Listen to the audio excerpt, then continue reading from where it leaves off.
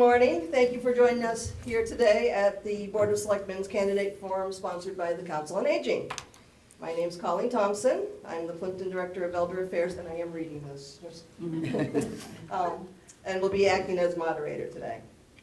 For your information, this forum is being recorded for presentation on public access television, on the Area 58 website, and on YouTube. Our plan for today is for each candidate to answer 3 questions, which they have previously been given. They'll be given 3 minutes for each answer. Following this phase, members of the audience will have the opportunity to ask questions.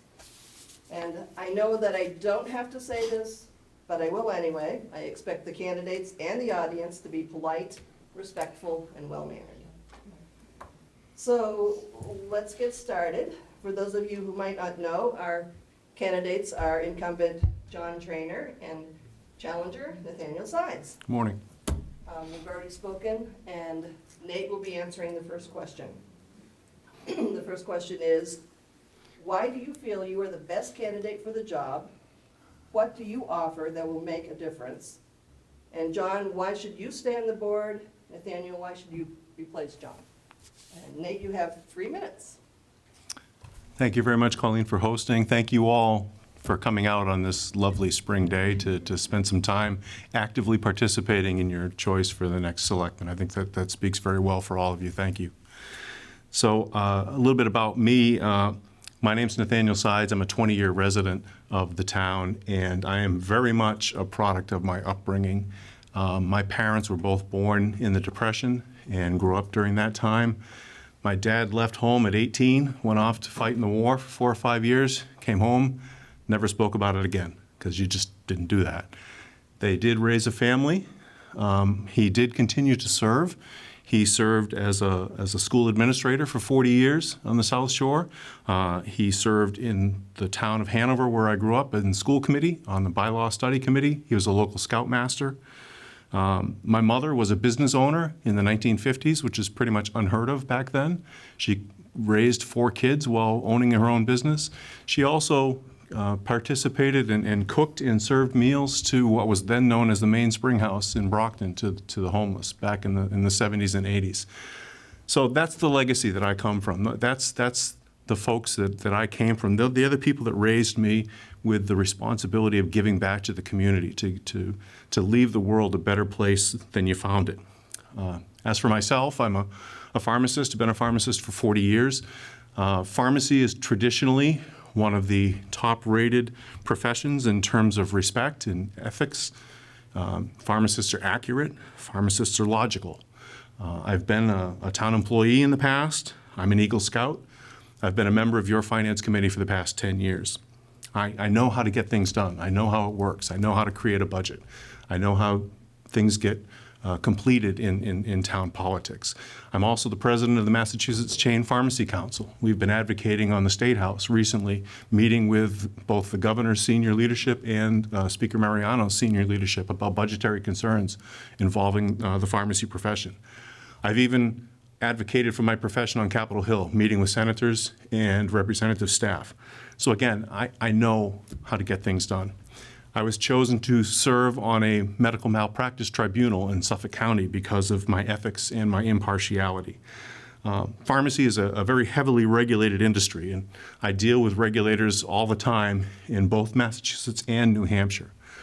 So do I have John's level of experience in local politics? No, very few people do. But you know what? John doesn't have my experiences either. And I think that's important to keep in mind. We're all a product of where we came from. We're all a product of our own histories and our own experiences and all the people that we deal with on a regular basis. We bring all of that knowledge and experience to our decision making. I currently oversee 40 stores across 2 states, and I'm involved in operations, and I know my time's coming up, compliance, hiring, budgeting, and customer service. I'm basically a problem solver. I get things done. I'm logical. I'm fact-based, I'm fair, and I'm reasonable. I look to bring a fresh set of eyes and a fresh perspective and a current perspective to the way things are done here in town. And I think with my longevity, stamina, and experience, I'm the right person to lead this town into the next decade. Thank you. Thank you, John. Thank you. I think most of you know me. I'm John Trainer. I'm the current Board of Selectmen Chair. I've been in town 55 years, my wife Brenda and I. I've served on the Finance Committee over the years, 12 years, Library Trustee, 8 years, Town Moderator, 8 years, and I'm just finishing up my 9th year as a Selectman. I'm founder and co-chair of the Plympton Library Genealogy Club, host and sponsor of the Plympton Public Library Speakers Forum we do first and third Saturday of each month, president of the Plympton Historical Society, and a longstanding member of the Upland Sportsman Club.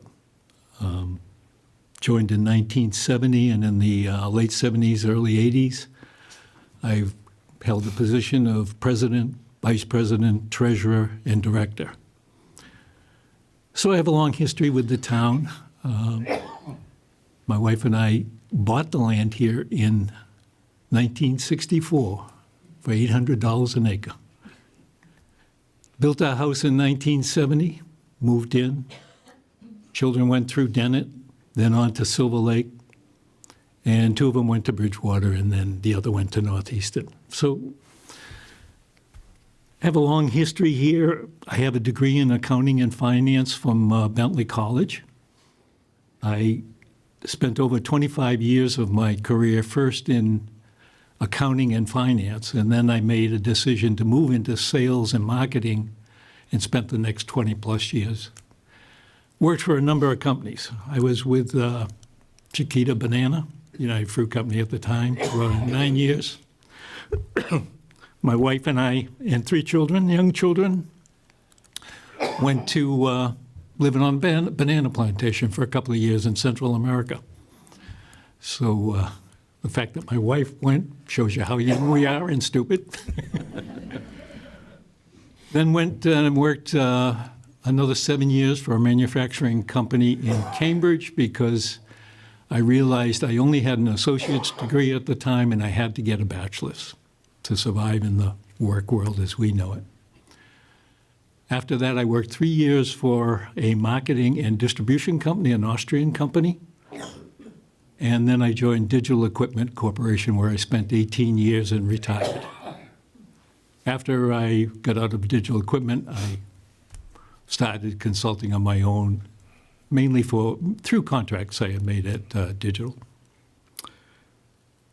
I think one of the things I believe bring is experience. I know anybody who's coming on new says they bring a fresh pair of eyes. Dana Smith, our selectman who just came on last year, that was one of the things he said. But I'm very aware that Kim and Mark Russo have made a decision to move to the Cape, and that will open up another opportunity for a new select person. So I think the fact that I have this experience is good for the stability of the town as we move forward. I spend a lot of time on community engagement. I believe that one of the roles of the selectmen is to go out and talk to committees, boards, inside, outside town government. So I have a list of people I go see. Outside, I go talk to CASA every other month. These are young people, when I say young, parents who have kids. And it's hard for some of us at our age to reach this group. They're not here today because it's sunny and all the kids are playing soccer. I talk to the Upland Club. I meet with the board of directors and sit down and go through with them what's going on in town. Internally, I talk to the Bylaw Review Committee. I talk to the library trustees. I talk to the Council on Aging. And I'm going to stop because my time's coming up. Thank you. All right, thank you. Next question. What are your top 3 priorities for the town? What are the most important issues we face? And what are your ideas for solving these issues? John, you go first. So thank you. I think the top 3 priorities, fiscal responsibility first. We have just shy of 3,000 residents. And every time we get a mandate that comes down from the state, it means that all of a sudden we're tax burden because we have to divide everything by 3,000. So I can remember before we had an ambulance, the state came in and said, you will now have an ambulance. That was a big cost at the time.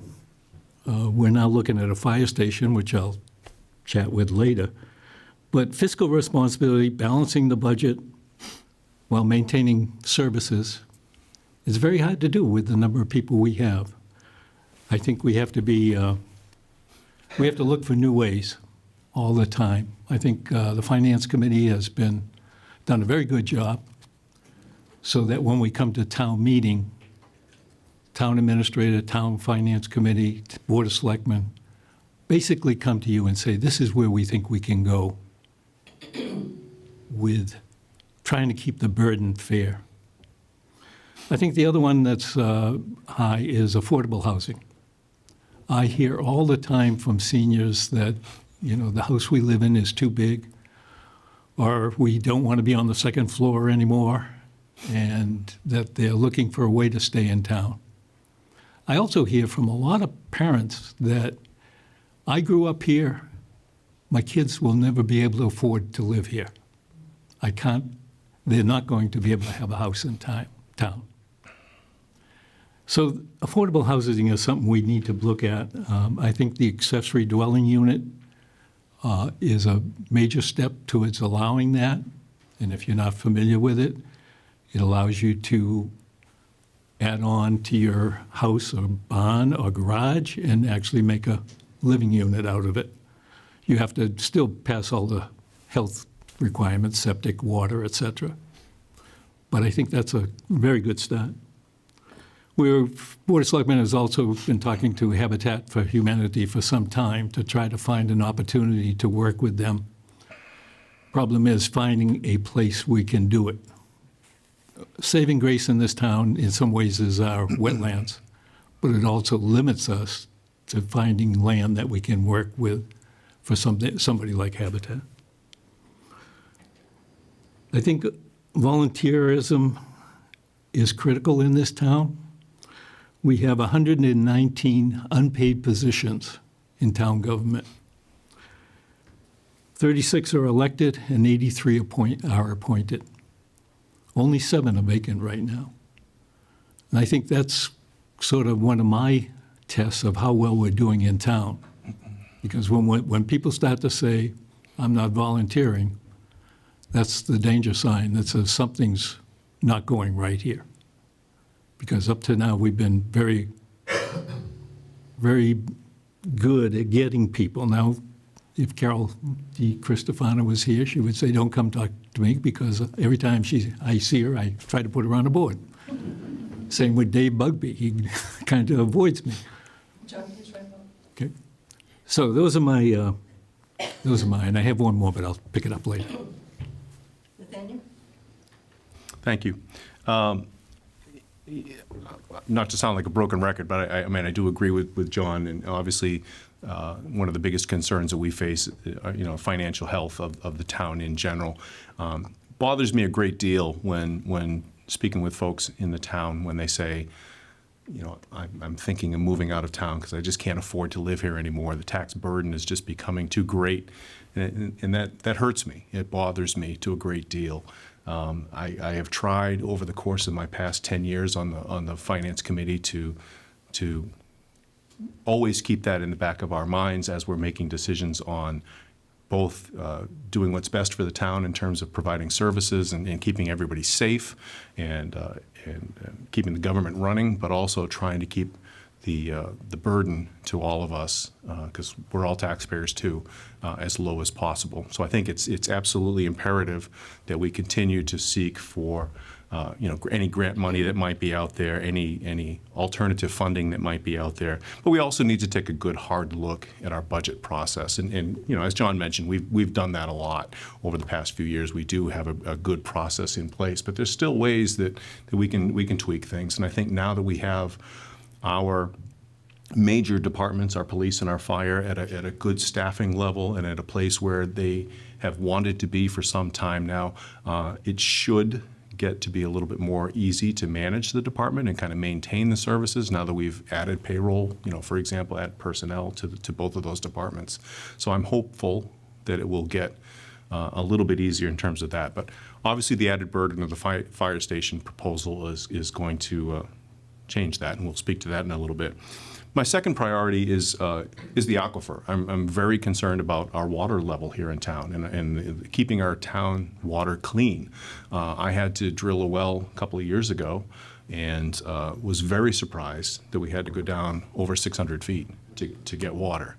And even with fracking and all of that and thousands of dollars, and I could spit faster than the water comes out of my well.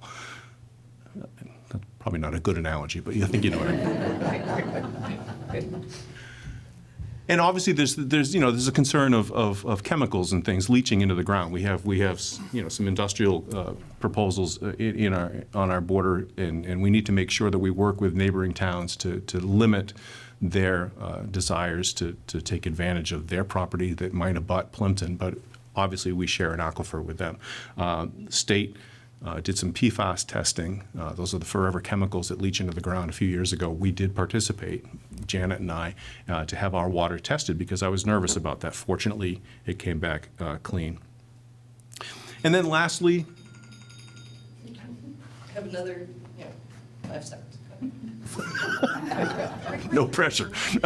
Lastly, I do think I would like to see increase the spirit of cooperation among the town departments. I think there is, in certain pockets, there is a certain amount of tension going on, and I think we don't want to have Plympton devolve into what's going on in some of the neighboring communities where they're just downright dysfunctional. And I want to continue to promote cooperation between the different boards and committees on the town and the professional staff. Thank you. All right, question number 3. Professional services were engaged more than 10 years ago to review the town building needs, particularly the public safety building. Town residents, as part of various committees, have been discussing and reviewing this need for even longer than those 10 years. I think I've been doing it for like 8 years. Anyway, we were able to build a Plympton appropriate police station, and now the need for a fire station is becoming more pressing. John, you serve on the Town Properties Committee, and Nate, you serve on the Finance Committee. You both have experience working on the possibilities of building a new fire station. As a candidate for Selectmen, do you support the construction of a new fire station? Please give your thoughts that lead you to your opinion about this project. And we start with Nate on this one. Thank you. In retrospect, I think we probably missed our opportunity a few years ago. We should have insisted on a dual-purpose building at that time. I think we all would be much better off now, as much as it would have cost us more money back then. But we can't change that now. So looking forward, I think everyone in this room understands the need for the building. I mean, the building has been well documented. It was built 50 years ago for a call fire department that consisted of 2 pickup trucks armed with jerry cans and a Ford Country Squire as an ambulance.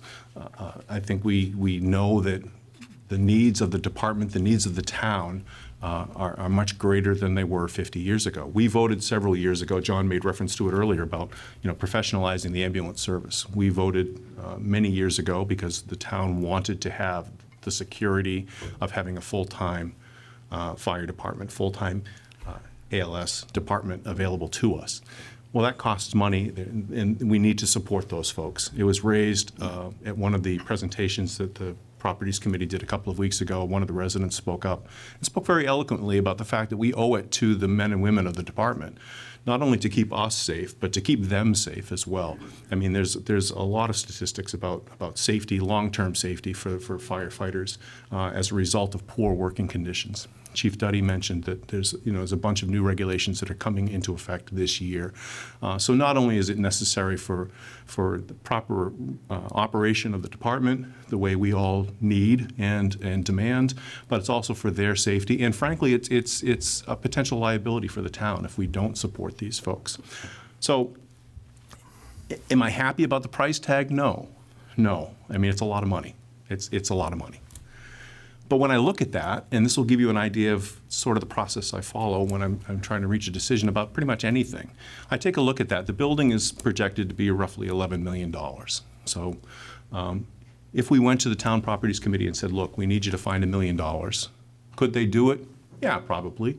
They might shuffle things around here, move a wall, cut back on the size of the building a little bit, whatever. They could probably find us that $1 million, which would reduce the overall cost of that building by roughly 9%. But guess what? Costs of construction are increasing by 8% a year. So what does that mean? That means we'd all be sitting here a year from now voting to approve the same amount of money, roughly, for less of a building. That doesn't make a heck of a lot of sense to me. So I think we need to, as a town, step up, do what's right for each other, do what's right for the men and women of the department, and build the building. And I think we need to exhaust all possible resources in terms of paying for it. And I'll stop there because I know it's 3 minutes. Thank you. John? So I agree with Nate. We need to build the building. I've been in 46 Town Property Committee meetings since 2023.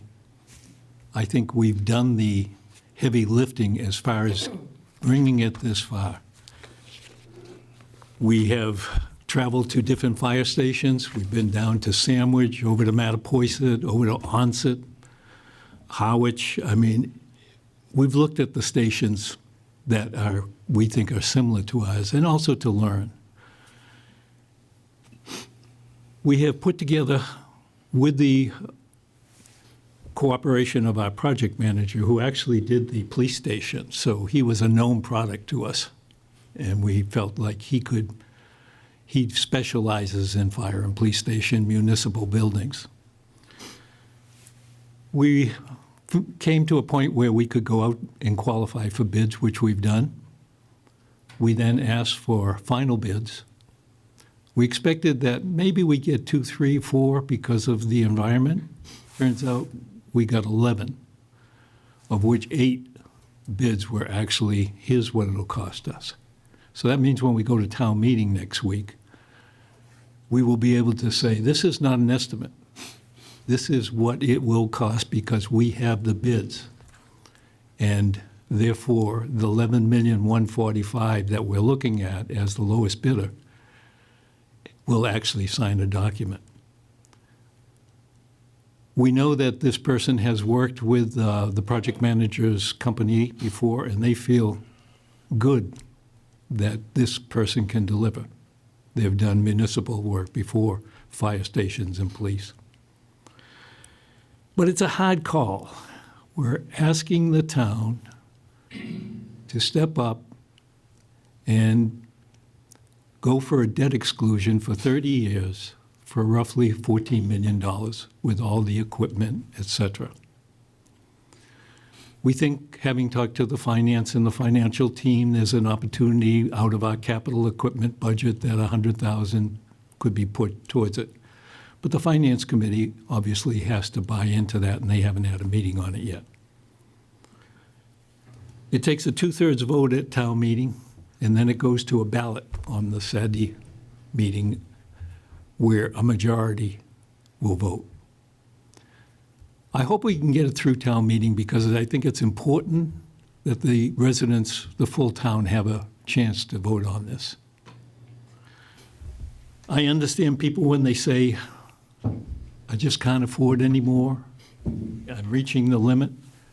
It's a tough call. But this building that's over there now is 50 years old.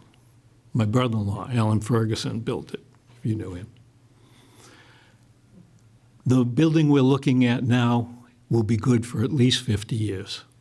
And that's what we've been trying to say is we just don't want to build something for the next day. We also looked at renovating the building, and it turns out it would cost us at least as much or maybe more because the state would not allow us to renovate it with fire trucks and personnel in it. You'd have to go and set up a temporary fire station. So I'm for the fire station. I hope it passes. That was quick. Thank you. There's so much power. All right, the question will now be opened up to you. We're still going to maintain the 3-minute answer. You can direct it to one candidate or both candidates. Please stand up, identify yourself and your address, I guess we normally do that, and speak loudly and as clearly as possible. Yes? Arthur Blomquist, 96 Lake Street, for both gentlemen. The 40B that's being proposed in, over near Cisco, your thoughts? It may be something that we can't decide, we can't stop it, but where do you stand? Are you encouraging it? Is it a good idea? Is it something you're trying to stop or trying to slow down? What's your position on the 40B? me to take? John, why don't you start? Okay. Yeah, all right. So 40B is over at the end of Spring Street. It's actually the only way you can get to where the 40B is being asked to be located is through Carver land. It's 30 buildings, 60 units, duplexes, each one with its own water and septic. So that's what we met with the owner of the property. This is SLT Corporation. They were actually developing the sand and gravel that allowed you to get to the Plympton land. Originally, they came in and they wanted to put a stump grinding, asphalt grinding plant on that lot. And we said no. We were so afraid of the water aquifer. The owner, which is Mr. Obashinsky from Kingston, was very upset with the Board of Selectmen, especially. In fact, when I tried to reach out to him, he would not talk to me. We did finally meet with him, his developer, his legal counsel, and Mass Housing Authority, because Mass Housing Authority is the first step in getting a 40B approved. And we were able to talk through. We asked him, if this happens, would you be willing to go for 55 and over?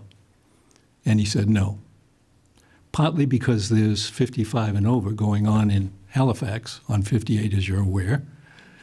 And that's something like, I believe, 300 units. So it would reduce his market. And the other thing he said, there's no reason for me to want to do 55. We're not his fans. So what we've tried to do is say, okay, Mass Housing is given initial qualified approval to go forward. Now SLT has to come to the Zoning Board of Appeals. And this is where we start, in a sense, the horse trading. Our biggest concern is, one, the water aquifer. So the number of wells and also the number of septics. I've talked to one of the Board of Health members, can you put that many septics individual on there? And the way this would be done is each unit would be its own unit. If it was two different people owning separate, they have to negotiate with themselves on how they're going to pay for this. So each unit is going to be like a condo cooperation. The second issue is safety. We don't have water, hydrants. Go ahead. So we want to make sure if there was any problem down there that our tanker can get down there, and that means we want to enlarge the road, hopefully. That may reduce the number of units. So these are the questions that are coming up. We've asked the fire and police and Board of Health. They've all responded in written letters what they see as issues that need to be addressed. And now we start the process. Thank you. Nathaniel? I think John has, outlined the challenges that we face in any 40B project, but in this particular one, the ones in that location, it certainly fits the aquifer, the challenges of a narrow and long roadway in terms of access for emergency vehicles. But as he also indicated, the process is just starting now. 40B, we do lose some control and some flexibility at the local level. However, we don't lose all of it. And I think it becomes incumbent upon the Board of Selectmen, the Planning Board, the Zoning Board of Appeals, Board of Health, certainly, to ride herd on the developer and to make sure that they are meeting the needs of the town. We have a need for more housing in town. The other unspoken part about all of this is that the state can and often does hold things over our heads as municipalities in terms of, they can restrict grant money or whatever. And this is just another tool for them to say, if you don't qualify for the amount of housing you have available, you may not qualify for grants and things like that. So I think the issues John, raised are all the ones that we're all concerned about. But we still need to do our work as town leaders and members of each committee to make sure that we hold the developer to task. Wow. We got all this time. I'm afraid of you. May we have another question?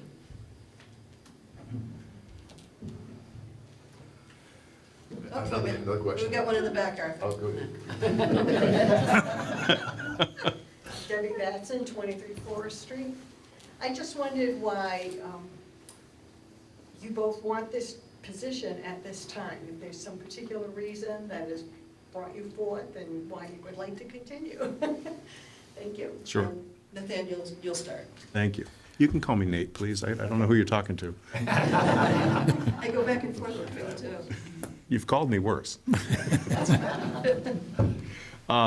Thank you for the question, Deb. It's a great question, actually. I've looked in the mirror a few times and wondered myself, why am I doing this? The honest answer is I was approached by some members of town that I respect. I respect their opinions and I respect their viewpoints. And they asked me if I would consider running for selectman this time around. Honestly, it was something that was probably always on my radar. I outlined earlier what my, sort of my history, my family upbringing, and we have a legacy of serving the towns that we live in and grow up in, and I think I was on my way to continuing that. Honestly, wasn't quite ready to maybe jump into the selectman's race yet, but after having some conversations with, again, I was approached by a couple of folks, and then I sort of put out some feelers to some others in town, and the timing seemed right. So here I am. I mean, Mr. Russo, several years ago, when he came up to say hello at a town meeting after I first joined the Finance Committee, one of the first things he said to me was, "Welcome to Finance Committee. We need to get you to run for selectman someday." And so it's his fault if you really want to know why this is. In all seriousness, I do appreciate the opportunity to serve. I do think I have a lot to offer to the town, and for a number of reasons, the timing just seemed right to do it this year. So thank you for the question. John? So I'm in my 9th year. I still see a lot of things that I want to see accomplished. One of the things I think about is the tax rate, the fiscal side of the business. We have an industrial park that has Cisco and Current is the name of what used to be known as the bookbinding company. But there's still a lot of land there. And I would go out and I would talk with John Norrie, who is the owner of Pilgrim Sand and Gravel. John since passed away, and his son, Ian Norrie, is now the president. And I went out and talked to Ian about 2 weeks ago to say, what are your plans? Because when I talked to John, he talked about how things were tied up in different trusts. But with his passing, there may be an opportunity if Mr. Norrie says that we could start to aggressively go out and look for other companies to join the industrial park. I think it's the great place to be on the edge of the town. The services are already in place, and I would hope that we can do that. But there's no guarantee. The other things I worry about, the water infrastructure. Every place I go and every feedback we get is preserve the rural character. we like living here. One of the things I've noticed over the 55 years I've been here, when I first moved in, this was very much a workman's trade kind of community. Plumbers, electricians, carpenters.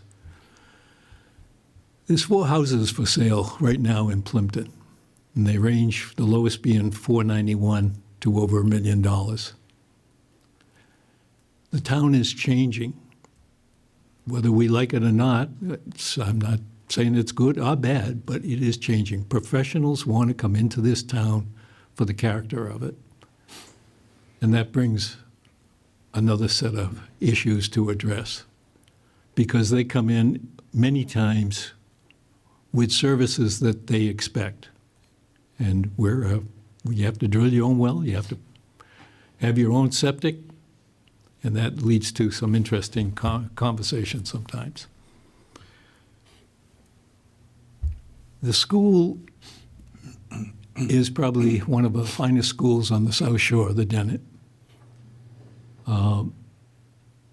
One of the reasons we still worry about the 40B is that if you have 30 units, 60 units actually, and all of a sudden they're filled with children, we'll be putting on a school addition. I'm less concerned about that now as we've done some studies, but it's still a risk. Nobody knows.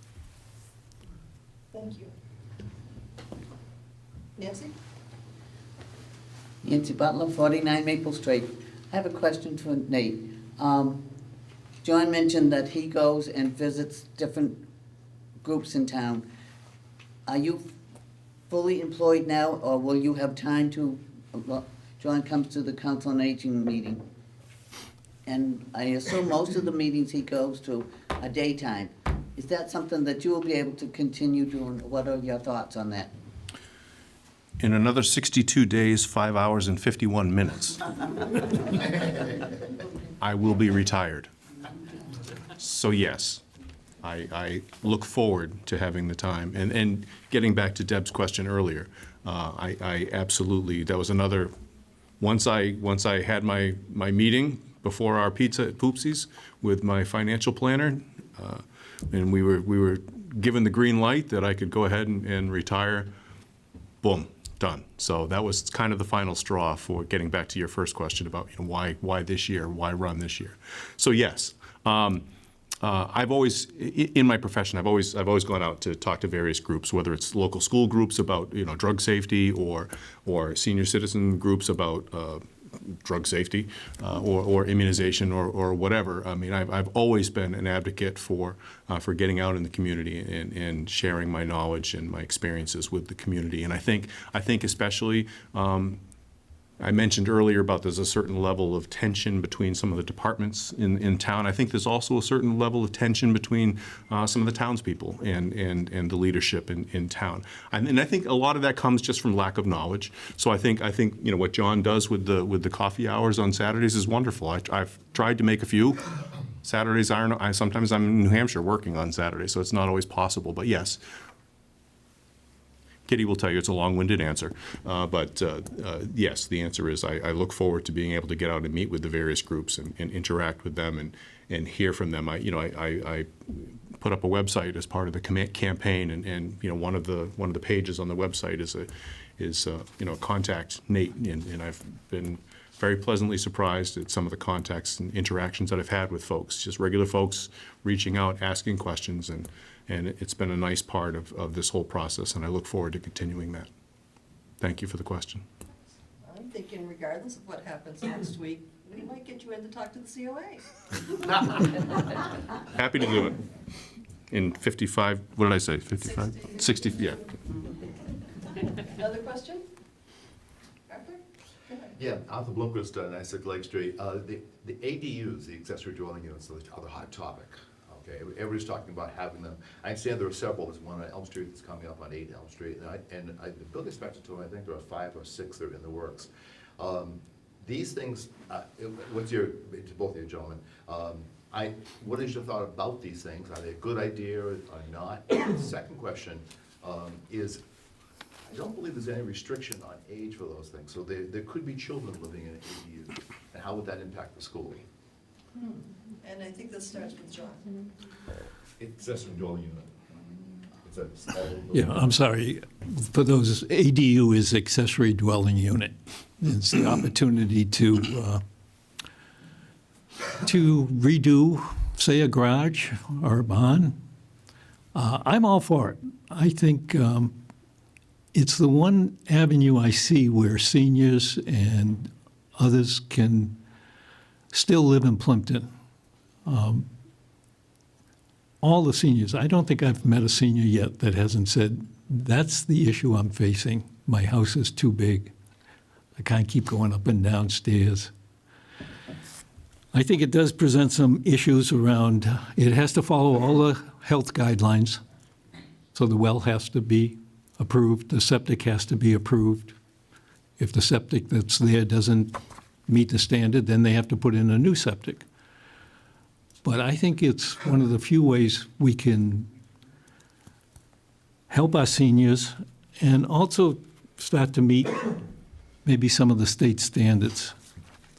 When we talk about 40B, the town right now, I believe, is 5.1% towards its goal. The state wants to see 10% for low-income housing. We're 5.1. Even if the 40B went in and the 25% has to be sold as affordable housing, it would only get us to 6.3. We'll never get to 10%. There's not enough land. So accessory dwelling units is a way of meeting the needs of the seniors and people who are not seniors. One of the things that could happen is the seniors move into let's say, a renovated garage that's now got its own kitchen, bedroom, et cetera, and they rent out the house. That's fully okay by state standards. So it's a way for seniors not only to meet what they need in terms of living out their life, but also having an income that might help along the way. So we're in the early stages. I do think the Bylaw Review Committee, which is headed by Alan Wheelock, did a great job. We've had the accessory dwelling units in Plympton for, I'm going to say 4 or 5 years, 4 years. The state has now just passed a law that every town in the Commonwealth has to be ADU compliant. And one of the articles you're going to see at town meeting is a long list of zoning issues. All it is bringing our ADU compliant zoning issues in compliant with the state.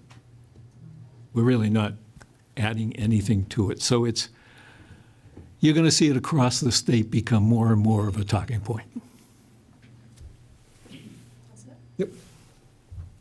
Me? As I mentioned earlier, one of my major concerns is with the ability of townsfolk to stay in town if they choose to do so, and the ability to afford staying in town and finding a place to live. As John mentioned, that the town itself is not getting any bigger. We don't have a lot of buildable land, so the number of households has remained pretty constant over the last 20 years or so. The largest population segment in town is the folks between the ages of 60 and 64. 2 out of the next 3 segments are 65 to 69 and 70 to 74. Somehow in the middle there, 10 to 14 snuck in. I'm not really sure how that happened. But the point is, 3 out of the top 4 population segments are over the age of 60. We can't ignore that. And if this is one tool that we can give folks to allow them to continue to stay in town and stay in a comfortable environment that they're used to with people that they care for and will care for them, then I'm absolutely all for it. And the zoning bylaw that John just referenced, sets up standards for the appearance of the buildings. They're not going to be an eyesore. They set up standards for size of the buildings and that sort of thing. So I think we're taking all the necessary steps that we should be taking as a town to make sure we have the opportunity for folks to stay in town where they want to, and also make it beneficial to the town in terms of just the aesthetics of it and make sure that we can all continue to take care of each other. Thank you. Any other questions? Wow, nice. We'll get out of here in an hour. I'm not in a rush, really. So I guess we'll wrap it up, and let's give each candidate an opportunity for final remarks. And we'll start with John. Okay. Well, I'm delighted to be in town. This town has been very good to me and my family. We've lived here 55 years. By being part of town government, I've met a lot of people, a lot of new friends. I feel like I still have more that I can give. I believe I've got the experience. I believe I've gone through lots of the departments, finance, library. I'm hopeful that, I'm cognizant that with the departure of Mr. Russo, Kim and Mark, there's going to be a hole in this community. And one of the holes is going to be on the Board of Selectmen. So I'm hopeful that I can bring some stability with my experience as a Board of Selectmen as we go forward. And I also know that there will be a new selectman joining us. So I'm hoping you'll give me your vote for experience and maybe old age. Thank you. Thank you, John. Nate? So clearly, John thinks I'm too young to serve. Didn't want to say it. I have nothing but respect for John. He's done a great job for the town. He has. One of my first experiences with going to town meeting, John was the moderator at the time, and I remember looking at this elegant man, well-dressed in his lucky suit, in charge, running the meeting. And I remember thinking to myself, wow, this town's in pretty good hands. And I still think that it is in good hands. And I think John and Mark and Christine and Dana and everyone else before them has done a great job of bringing us forward. I think we've done a tremendous job in the last 10 years of professionalizing the way things are running, streamlining the way things are running, improving our services, improving our ability to take care of the town residents. I would very much like to be a part of that. I think at some point it becomes a good idea to maybe bring in a fresh set of eyes, as young as they might be. And I think it's a good idea, and it's time to bring a different perspective, maybe from outside town government, to take a look at how things operate and maybe ways things can be tweaked and improved and run a little more efficiently and maybe a little more leanly, if that's a word. I would like to be that person. I think I have, again, the longevity and the stamina to serve this town for a number of years to come, and I look forward and thank you for your vote next week. All right.